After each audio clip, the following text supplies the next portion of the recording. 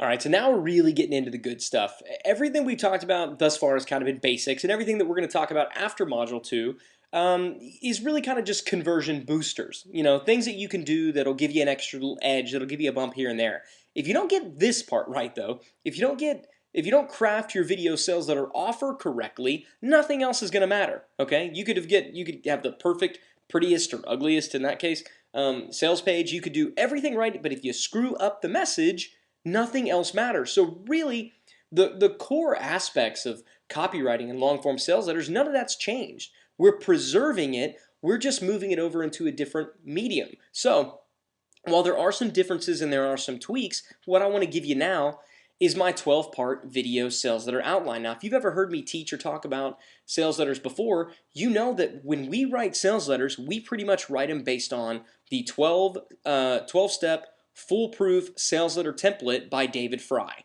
Now, so this is largely based on this as well, because this is the same format that we write our print sales letters with. So David Fry, just do a search for 12-step foolproof sales letter template, and you'll see the article that David Fry wrote. David Fry's website, again, just to give him total 100% credit where credit is due, marketingbestpractices.com. Again, marketingbestpractices.com. That's not an affiliate link. I don't own this site. I've gone through just about every copywriting course under the sun, and I probably have learned more and have had better results just by reading and continually applying the 12-step foolproof sales letter template that David set up. And it's just a free article. It's out there on Google. You can go read it right now. In fact, why don't you do that? Why don't you pause this video right now, go do a search in Google for 12-step foolproof sales letter template, read David's article, and then what I want you to do is come back and then see the 12 steps that I have in place here, because I want you to see the parallels that go into place, because his template really is a proven formula for print sales letters. So, okay, go ahead, pause the video, go read his article, and then come back, okay? All right. Now, if you're still watching this, hopefully you did what I suggested, you paused it and you watched it. If not, here we go. Here are the 12 parts of the video sales letter outline. Step number 1, you need an attention-grabbing greeting. This is very, very important. It's the same thing. You need a attention-grabbing headline in print. In this one, you're going to need an attention-grabbing greeting. That first slide needs to go out there and needs to grab them and pull them in. Then, very quickly, you need to identify the problem and you need to promise to solve it in that video. So they need to know that if they keep watching this video, the problem that you present, which should be a problem that they resonate with, they should know that if they keep watching that you're going to solve that problem for them by the end of the video. Then you need to establish video scarcity. Establish the scarcity of the message. Let them know that this message isn't going to be up and available forever. And you shouldn't keep it up and available forever. We do this all the time where we'll take things away and we'll put them back on. Now, of course, if you have full intentions of leaving the video up forever, then skip this step. All right, it becomes an 11-part video sales letter outline. I'm not suggesting that you create scarcity where there is no scarcity. But for most things, especially if it's an information product or if it's a physical product, things get back ordered, stuff like that. So you do want to inform them that the video won't be up forever. The next step is to aggravate the problem that you identified back in step 2. You really want to, we call it twisting the knife, and it sounds sort of gory, but you really want to emphasize to people that this is a real problem because most folks are lazy. They're content. They'll sit around and do nothing. I mean, weight loss is a perfect example of this. People will feel a little bit guilty. They'll know that they need to do something, but the effort that's required to go and to work out or to start, doing a diet, it's just more trouble than it's worth. So if you really want them to succeed, if you really want them to experience the results that you know that they need and that they know that they need, you got to twist the knife. You got to aggravate the problem enough so that it finally forces them to take action. Then, once you've aggravated the problem, you need to very quickly provide the solution. Nothing is worse than twisting the knife on somebody and then just kind of leaving them hanging. So aggravate the problem, but then provide the solution, which should be your product. Step 6 is to present the features and the benefits of your product. And then step 7, we get into the very first call to action. Now, this is one area where I deviate just a little bit from what David Fry teaches in the 12-step foolproof sales letter template, because in video, you need to have multiple calls to action. You need to tell them a couple of times, go ahead, click below, and order. In a print format where you don't control the sales process as much, this isn't as vital. But we like to do 3 calls to action, and the first one is a desire-based call to action. So this is very, very simple. It's a, if you want to know if you want all the benefits that we just described before, click below and order. And we'll talk about all these in much greater depth.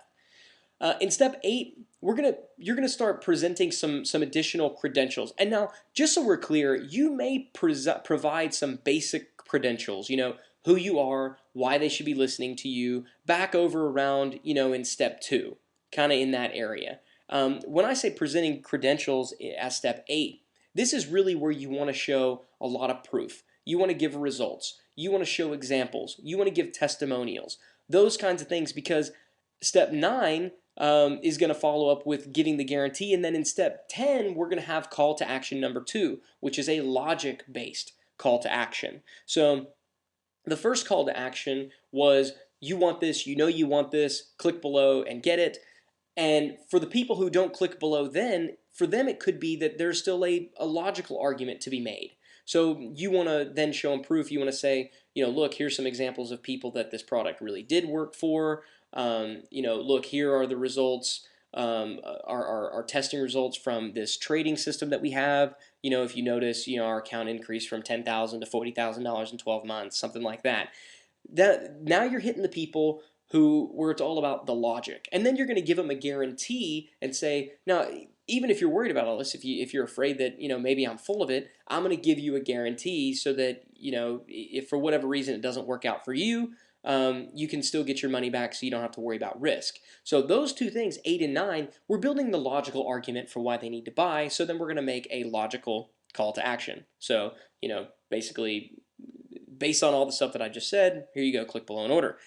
Now in step 11, for the people who didn't respond to basic desire, for the people who didn't respond to logic, now we're going to start giving some warnings. We're going to mention a deadline if there is any. We're going to bring up scarcity if there is any. We may even make them feel a little bit guilty. We may say things like, look, let me ask you a question. If you don't do anything today, if you don't buy my product today, if you don't invest in whatever it is that I'm selling and it doesn't make this big change back in this problem that we talked about over here, how's your life going to be any different? You may want to really try to push them off the fence. They may be sitting off the fence, and if again, don't do this if you're selling garbage, right? Don't do this if you're selling crap. But if your product really works and it really is going to solve problems and it really is going to make people's life better, then you should try to push them over the edge. You should try to, especially if you have a guarantee. Because if you've got a guarantee and for whatever reason it doesn't work out for them, and they come back to you and say, hey, it didn't work out, and you give them your money back, no harm, no foul. I mean, you did the best that you could for that person. But you need to tell them, look, if you don't make this change, your life will continue to suck. And that's where we get into the final call to action, which is a fear-based call to action. So those are the kind of one of the tweaks that we make. We have 3 calls to actions: a desire-based, logic, and fear, because those are the 3 primary motivators. People are either motivated by desire, they're motivated by logic, or they're motivated by fear.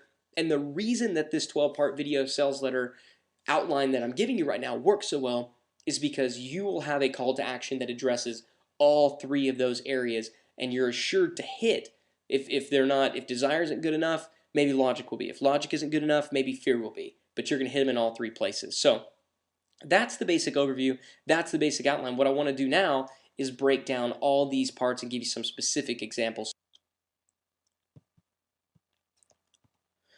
All right, so step 1, we're going to grab their attention. And here's an example from one of our, the opening slide from one of our fitness products. So the slide reads, the first slide of the video reads, you're about to discover the one secret trigger that forces your body to shed all the ugly and unwanted fat that has plagued you all your life. Now, that's something that will grab somebody's attention. They want to learn the one secret trigger. Now, notice, what really is this functionally?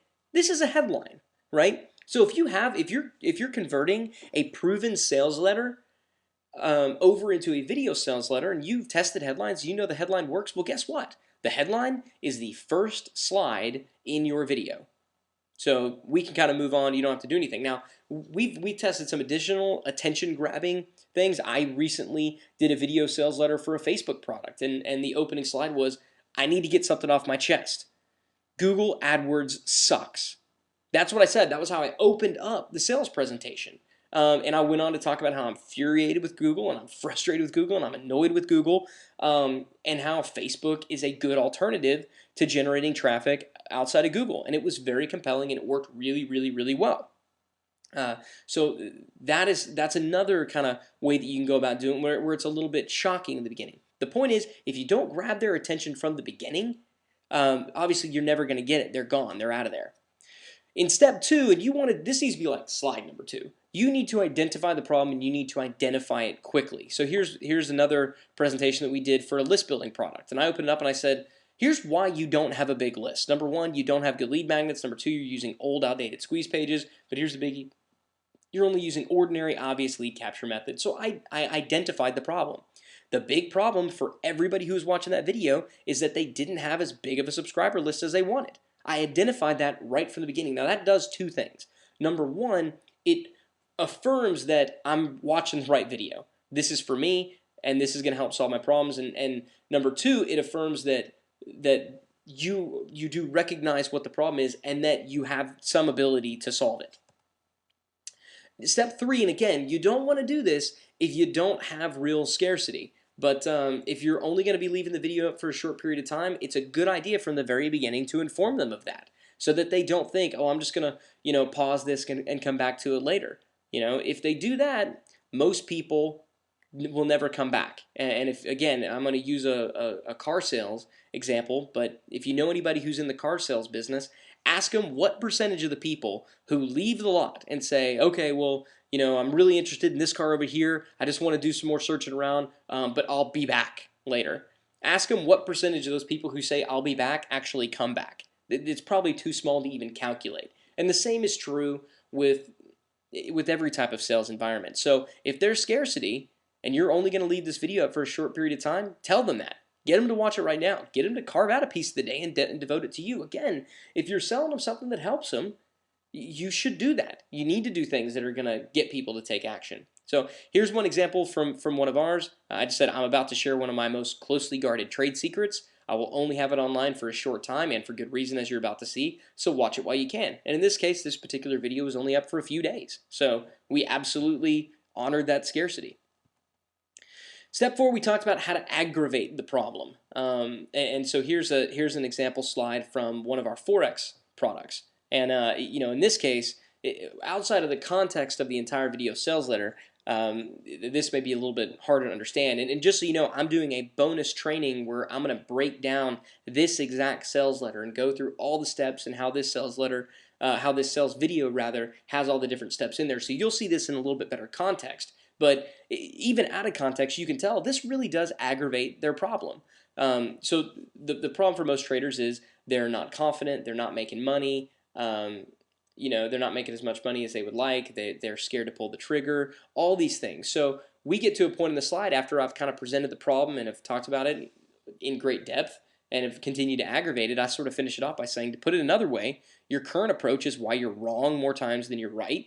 It's why you're still nervous when it comes time to pull the trigger, and it's why you're not profiting consistently and why you're still looking for a better trading system. So there, I'm turning the knife. I'm not being particularly nice. I'm not letting them off the hook yet. I'm telling them, look, you're currently doing something, and that's what's screwing it up. Now, if I were to leave them here, or if I weren't to do step 5, which is to provide the solution very, very quickly, they would be out, okay? And that's why step 5, you don't want to aggravate the problem and let it linger. You want to aggravate the problem and then immediately provide the solution. So again, this is just an example, and this isn't something that we've tested extensively, but we've been doing some more tests lately. Showing a picture of the product, if it's a good solid picture, seems to be working better than not showing any pictures at all. Early tests seem to indicate that if we didn't have a picture of the product, that actually gave us a little bit of a bump, and now that we've let it run more, it's looking like showing the picture is the better way to go. So that's why I gave that as an example for this one. But when you provide the solution, show them what they're going to get. So in this case, I would have aggravated the solution for this particular product, reminding them that, hey, you don't have a very big subscriber list. That's why you're not making as much money as you want. That's why you're not getting the best JV deals or anything like that.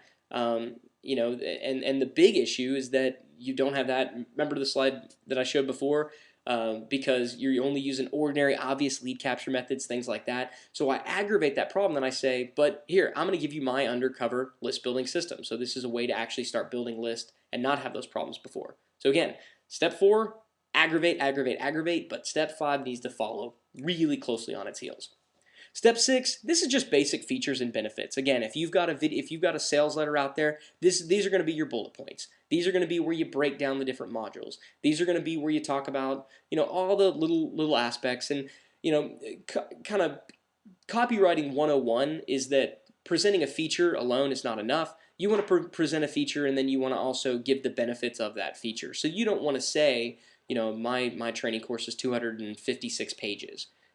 That's a feature. You want to say it's 256 pages. I've pulled out all the fluff. It's 100% meat.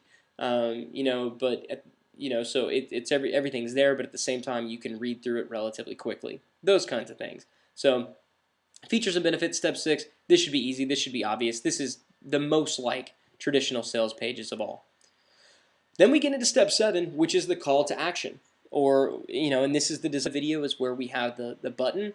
And if you know anything about the tests that we've done, we like to use orange add to cart buttons because orange buttons seem to get us the best clicks and the best conversions. So we could simply say click the big orange button below to order. And this call to action should be fairly simple, right? It should be you don't really need to push them because this is kind of your low-hanging fruit right now. You're trying to get all the people who are excited about what it is that you have to sell, right? This is your low-hanging fruit. These are the people who probably would have just scrolled down to the bottom and bought. For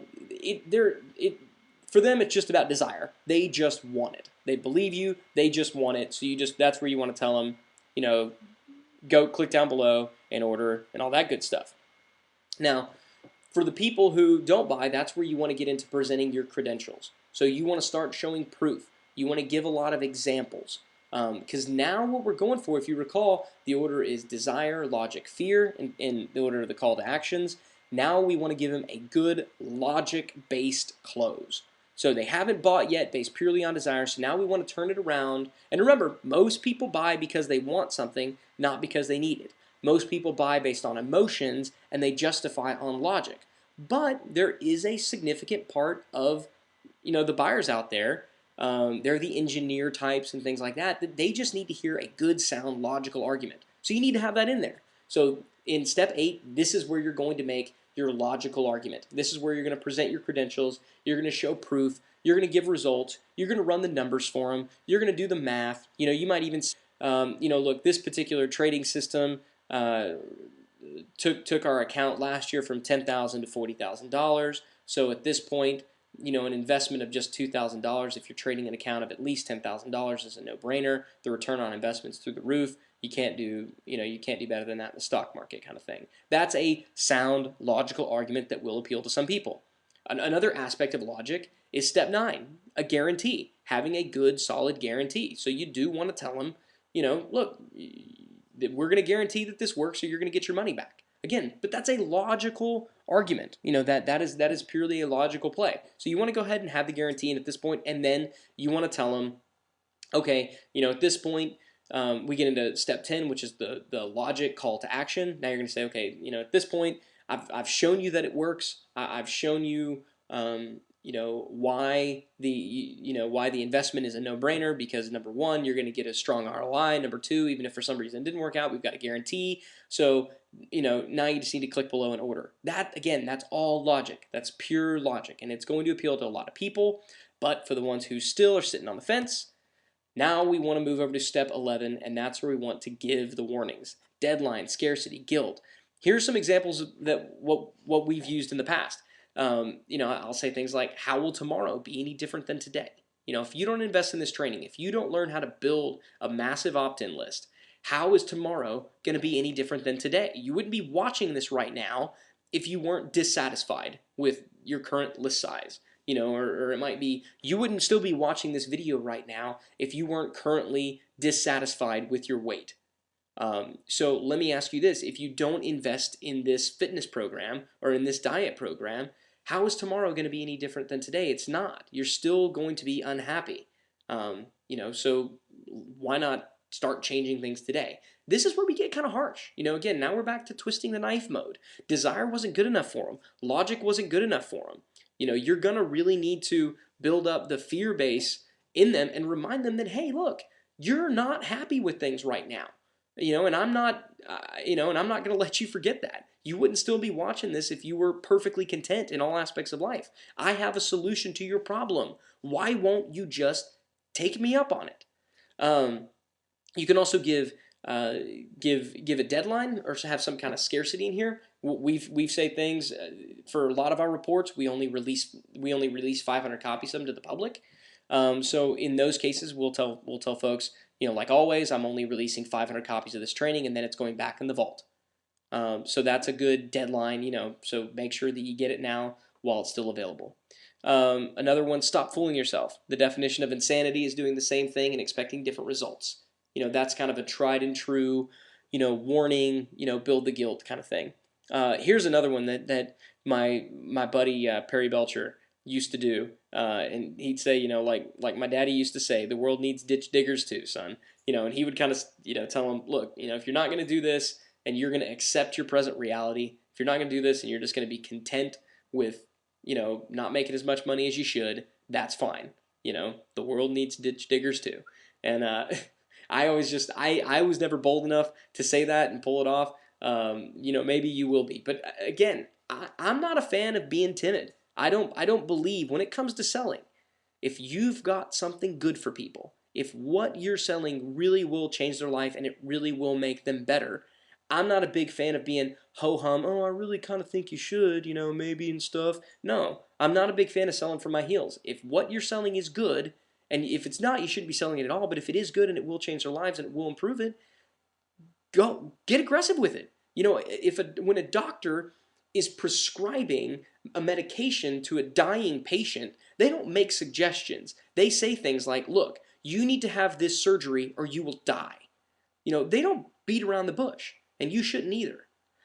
So after this, then it's very easy to move into the third call to action, where again, now you're telling them, look, click that big orange button below, and at this point, that should get the rest of them, if they were sitting on the fence, off of it, because you've just done a very, very strong fear-based. You've hit them with desire, you've hit them with logic, and you've hit them with fear, and you've constructed a very clear, ordered sales message that you controlled it from beginning to end. And speaking of order, that is the biggie. These 12 steps that are here, you can move things around a little bit, but I really wouldn't deviate from the sequence of these 12 steps. It's not just about, hey, cool, I've got all 12 steps. If your first step is the first call to action, that's not going to work. So these aren't just 12, this isn't just a checklist of make sure you have all these 12 things. This is a make sure you have all these 12 things and make sure you do them in the order that I have laid out to you. Order and sequence is almost as important as the message itself. So you have all the pieces in there, keep the order, keep the sequence. In fact, what I do, here's kind of an extra little tip for you. When I'm starting to build a sales video presentation, let's say I'm building in a PowerPoint or a Keynote or something like that, I'll actually go in and I will create 12 slides, and I'll write on the first one, attention-grabbing headline, state the problem. I'll go through and I will write out all 12 things that need to be on there so that I make sure, and then I'll go in and fill in the gaps and I'll, replace them, but that way I make sure I don't forget any of them. And I suggest that you do the same thing. So now, one final thing whenever it comes time to creating your sales message is you're going to wonder, and especially if you've been looking at the examples that I just showed you, Ryan, I noticed that a lot of your sales messages are full sentence, like there's a whole paragraph or two on a slide, and I've noticed that some of them are bullet points, where you just kind of bullet point out some thoughts. What's the best way to do it? How should I do that? Well, oddly enough, and this, by the way, this is what a full sentence video looks like. So with a full sentence video, you're simply reading the words on the screen. Okay, I mean that's all you're doing. You're not saying anything else. With a full sentence video, the video slides come up, words are there. You read the words on the page. When you're done reading the words on that page, you click the next, and you read the words on the next page. That's a full sentence video. So really, this is just like them sitting there watching you read your sales letter. Now, it seems like it would be boring. And again, I got to give credit where credit's due on this. John Benson was the first person that I ever saw do this. And when he showed it to me, I said, man, that's goofy. I can't believe that anybody would actually sit there and listen to you reading the words when they could just read it themselves. But as you're about to see, it worked out very, very well. Here's what a bullet point video looks like. Again, you're not going to read these words verbatim. You're just kind of going to use them as a guide, similar to how I've been presenting this training. I've had bullet points and I've had pictures, but I've deviated a little bit, and I've gone down some tangents, and I've given some examples that maybe weren't represented in a particular bullet point. And you can do that as well. The nice thing about this format, visually, it's a little more interesting. With this format, you may have a lot more pictures. You may have diagrams and things like that. So again, visually, it's more interesting. Visually, it seems like this one should get better conversion rates, but to our great surprise and actually disappointment, sometimes you do tests and the one that wins isn't the one that you actually wanted to win. But actually, the ugly, unprofessional looking full sentence videos are consistently outpulling bullet point outline style videos in virtually every market we tested in. And again, we're testing in internet marketing, we're testing it in Forex, we're testing it in fitness, we're testing it in a bunch of little niche markets, we're even testing it in some physical products, things like horse-related products and other pet products that we sell. So we were shocked, we were surprised. Again, this was not my idea. I never in a million years would have tried it had I not met John Benson and had he not told me this is what I'm doing and this is what's working the best. So again, kudos, John, if you're watching, if you're listening, thank you, sir. Thank you again. I give you all the credit. And yeah, anyway. So now you're probably wondering why. Why do the full sentence videos consistently outpull bullet point outline style videos? Well, I'm kind of still baffled, and there's no real way to know for sure why it works, but here are a few ideas.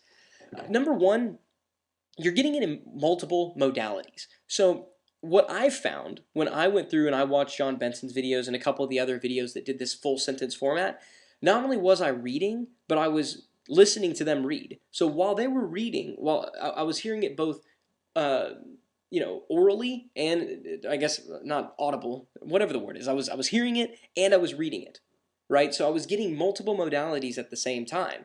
And so if you're reading something and at the same time you're also hearing those words and they're identical, right? And the pace is the same because you're kind of reading it at the same rate that you're hearing it, you're getting the message. There's no way at all for there to be any outside interruption because you're looking at it, so you've got the visual, you're hearing it, so you've got the audible, and you're reading it yourself, so you also have the mental capacity being taken up. So visual, mental, hearing, everything is all wrapped up in one singular message. There's no way for any interruption to creep in when you're doing that. I think that's probably one reason why it works.